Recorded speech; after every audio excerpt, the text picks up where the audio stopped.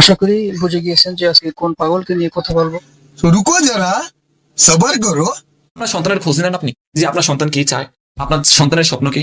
পৃথিবীর মধ্যে প্রত্যেকটি মানুষেরই স্বপ্ন থাকে, সে ছেলে হোক বা মেয়ে, এটাই সত্য, এটাই বাস্তব। এখন কথা হলো, স্বপ্ন নায়িকার সেটা কি বাবা মা জানেন? অবশ্যই জানে বা জিজ্ঞেস করে। এখানে আপনাকে পণ্ডিতি করার তো কোনো অনুমতি তারা দেয়নি বা পাবলিক দেয়নি। পৃথিবীতে প্রত্যেকটি মানুষেরই স্বপ্ন থাকে, শুধু স্বপ্ন ছিল না আপনার, ঠিক আছে? তাই আপনি নাস্তিক হয়ে গিয়েছেন। এই কথাগুলোর দ্বারা কি আপনি এটা বুঝাতে চান যে আমরা আমাদের সন্তানদের যত্ন নেই না, আপনি বুঝেন, পাবলিক বুঝে না, এটা বুঝাতে চাচ্ছেন? আপনার সন্তান কি চায় সেটা কি কখন ভেবে দেখেছেন, কখনো জিজ্ঞেস করেছেন? না ভাই, আমাদের সন্তান কি চায় সেটা তো আমরা জিজ্ঞেস করি না। সেটা তো জিজ্ঞেস করেন আপনি। আমাদের সন্তানদের জন্য কোনটা ভালো হবে সেটা তো আমরা বুঝি না, সেটা বোঝেন আপনি। কথায় আছে না, মার চেয়ে মাসির মায়া বেশি, সেই অবস্থা হয়েছে আপনার।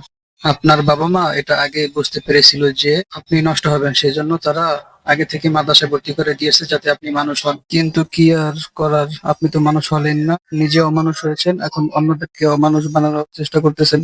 কি মানুষ রে বাবা, ছি। যে বাবা তুমি কি চাও, তুমি কি করতে চাও, তুমি কোথায় পড়তে চাও, তুমি কি হতে চাও বড় হয়ে, কখনো জিজ্ঞেস করেছেন? সুটিয়ে লাল করে দেবো, নোংরামি বার করে দেবো। আপনারা সেই মাদ্রাসার অন্ধকার, সেই বন্দি ঘরে, চার দেওয়ালের বন্দি ঘরে তোর এই কঠিন কঠিন কথাগুলো আমি বুঝি না। ঢেলে দিচ্ছেন আপনার সন্তানকে। কিভাবে পারেন আপনি? আপনার কি দয়া মায়া লাগে না? अभी बताता है भाई, अभी बताता है। আপনি এটা বোঝাতে চাচ্ছেন যে যারা মাদ্রাসায় পড়ে তাদের বাবা মা বোকা, তাদের বাবা মার দয়া মায়া নেই। যারা মাদ্রাসায় পড়ে তারাও কিছু বোঝে না, তাদের বাপ মাও কিছু বোঝে না, তারা খুব পাষাণ দিলের অধিকারী, এটাই আপনি বোঝাতে চাচ্ছেন, তাই তো? कौन है ये लोग? कहाँ से आते हैं? আর ও হ্যাঁ, কি যেন বলেছিলেন যে তাদের কাছে না জিজ্ঞেস করে বাপ মা মাদ্রাসায় ভর্তি করে দেয়। তার মানে এটা বোঝাতে চান যে বাপ মা বুঝে না যে কোন জায়গায় পড়ালেখা হয়, কোন জায়গায় মানুষ হয়, মানুষের মতো মানুষ হয়, এটা জানে না গার্ডিয়ান, এটাই তো বোঝাতে চাচ্ছেন। আমি দেখেছি, কারণ ওই যে হুজুরে নিষেধ করে দেয় যে বলবে না, বাসায় বলবে না, কোনো ফ্যামিলির কাছে বলবে না। 5টা মিনিটের লেগে তুই খালি একটু আয়া কর, পরে মাইরা আমি ঘুমামু ভাই, আমার ঘুম হয় না। এখন যেহেতু আমি হাফেজ হয়েছি, কোরআনটা বুঝে শুনে পড়তে শিখেছি, বাইটি হাফেজ হয়ে কোরআন শরীফ অর্থ বুঝে পড়তে শিখে গিয়েছে, তার এতটাই মেধা। সে যে হাফেজ হয়ে কোরআনের অর্থ বুঝতে পেরেছে, এটা একদম কড়া মিথ্যা কথা বলেছে। কারণ হাফেজ হয়ে কখনো কোরআনের অর্থ বুঝতে পারে না মানুষ। অথচ অন্য ব্যক্তিরা বিভিন্ন ব্যাকরণ ব্যবহার করেও কোরআনের অর্থ বুঝতে পারে না, ব্যাখ্যা বুঝতে পারে না। আমি এটা বোঝাতে চাই যে কোরআনের অনুবাদ করা, কোরআনের অর্থ বোঝা অনেক কঠিন কাজ। এটা অতটা সহজ না, সে যতটা সহজভাবে বলে ফেলেছে। এরকম হাজার হাজার মিথ্যা কথা বলে কথায় কথায় মানুষকে বিভ্রান্ত করার জন্য, ইসলাম থেকে দূরে ঠেলে নেওয়ার জন্য, ইসলামের প্রতি মানুষের ঘৃণা সৃষ্টি করার জন্য এরকম হাজার হাজার মিথ্যা কথা বলে। একটা বিষয় লক্ষ্য করেছেন কি, সে কিন্তু এখন আর আস্তিক নেই, সে একটা নাস্তিক হয়ে গেছে। তারপরেও টুপি পাঞ্জাবি পরে মানুষের কাছে মিথ্যা বলে, হ্যাঁ, কোরআনের বদনাম করে, মাদ্রাসার বদনাম করে। কিন্তু একটা কথা মনে রাখবেন, যারা নাস্তিক তারা কখনোই সত্য বলে না, বেশিরভাগই মিথ্যা বলে এবং অপব্যাখ্যা করে, বিশেষ করে ইসলামে। আর আরেকটা কথা হলো, যারা নাস্তিক হয় তাদের অনেকেই ইহুদিদের কাছে বিকৃত হয়ে যায়, নিজেকে বিক্রি করে দেয় ইহুদির কাছে, ইহুদিদের দালাল হয়ে যায়। যত কাজ করে, যত বদনাম করে ইসলামের জন্য, ইসলামের উপর, সবকিছু করে ইহুদিদের জন্য, কেননা ওরা ইহুদিদের কাছে বিকৃত হয়ে গিয়েছে। আপনারা কি ভুলে গিয়েছেন, এই ইসলাম আল্লাহর নবী আরবে নিয়ে এসেছিল সর্বপ্রথম?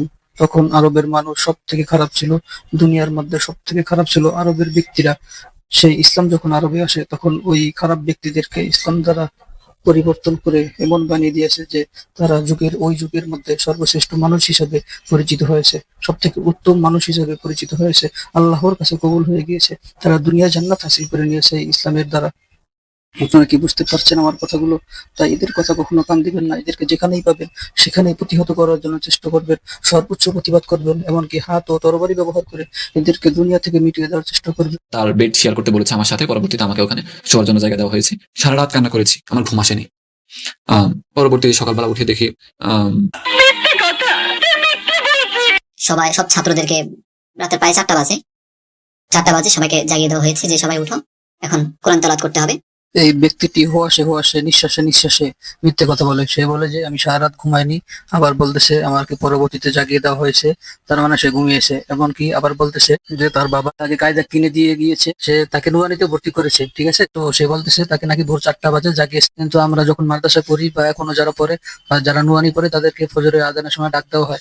সে নিঃশ্বাসে নিঃশ্বাসে মিথ্যা কথা বলে। মাদ্রাসায় রেখে আমাকে ভর্তি করিয়ে পরে বললো যে আমাকে একটা কায়দা কিনে দিয়ে গিয়েছে, বললো যে তুই এখানে পড়।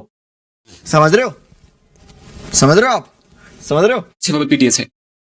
তখন আমি নিজে দেখে কান্না করে দিয়েছি সাথে সাথে। দেখেন আবার কি মিথ্যা কথা বলে, সে নাকি আরেকজনের মাইর দেখে কেঁদে দিয়েছে। যতটা বানিয়ে গুছিয়ে কওয়া যায়, মানুষকে বিভ্রান্ত করা যায়, ওইভাবে বলার চেষ্টা করে এরা, যাতে মানুষ এদের কথা বিশ্বাস করে। আর কি অভিনয় করে কথা বলতেছে, যাতে মনে হয় কেঁদে দিতেছে, মনে হয় এর সাথে যা করছে তা সব সত্য, কিন্তু আসলে কিছুই ঘটেনি। এগুলো সব মিথ্যা বানোয়াট, যাতে মানুষ তাদের সন্তানদের মাদ্রাসা ভর্তি না করে। কেননা আমিও তো মাদ্রাসা পড়েছি, মাদ্রাসা পড়ার দ্বারা আমার তো কোনো অবনতি হয়নি, বরং আমার অনেক উন্নত হয়েছে। হ্যাঁ, আমি আফসোস করতেছি যদি আরো একটু মাদ্রাসায় সময় দিতে পারতাম, কিন্তু পারিবারিক সমস্যার কারণে আমি হাল ছেড়ে দিয়েছি, মাদ্রাসা পড়া বন্ধ করে দিয়েছি। কিন্তু যদি মাদ্রাসা না পড়তাম তাহলে আমার জীবনে অনেক অন্ধকার ছিল, আমি অনেক আগে হয়তো দুনিয়া থেকে চলে যেতাম। কারণ আমার ভিতরে এরকম কিছু কাজ করতো আর মানুষের সব থেকে বড় ক্ষতিকারক হতো। কিন্তু মাদ্রাসা পড়ার কারণে হুজুররা নসিহত করে, হ্যাঁ, ইসলামের মূল নীতি ন্যায় নীতি বুঝিয়ে আমাকে মানুষ বানিয়েছে। তাই তো আজকে শুকরিয়া আদায় করতেছি হুজুরদের। মাঝে মাঝে মনে হয় আমি যদি মাদ্রাসা না পড়তাম তাহলে অনেক বড় সন্ত্রাস হয়ে যেতাম। আপনাদের নিকট আমার অনুরোধ থাকবে যে কখনো নাস্তিকদের কথায় কান দেবেন না। আপনার ইসলামে কোনো সন্দেহ হলে, সংশয় হলে, যে বুঝি তার কাছে গিয়ে জিজ্ঞেস করবেন, এটাই হবে আপনার জন্য সফলতার মূল চাবিকাঠি। আর যদি আপনি ভুল পথে যান তাহলে শেষ হয়ে যাবেন, আপনাকে বাঁচাতে পারবে না কেউ। এমনকি এই ভুলের জন্য আপনি নিজেও কাঁদবেন, অন্য কেউ কাঁদাবে। বিশ্বাস না হলে ট্রাই করে দেখতে পারেন। কেননা এই ইসলাম মুক্তি ধর্ম, শান্তির ধর্ম। এটাকে যারা আঁকড়ে ধরতে পারছে তারা দুনিয়াতেও হ্যাপি হয়েছে, আখিরাতেও হ্যাপি হয়েছে। আসসালামু আলাইকুম, ভালো থাকবেন, সুস্থ থাকবেন। আজকের ভিডিওটা এই পর্যন্তই, দেখা হবে পরবর্তী কোনো ভিডিওতে।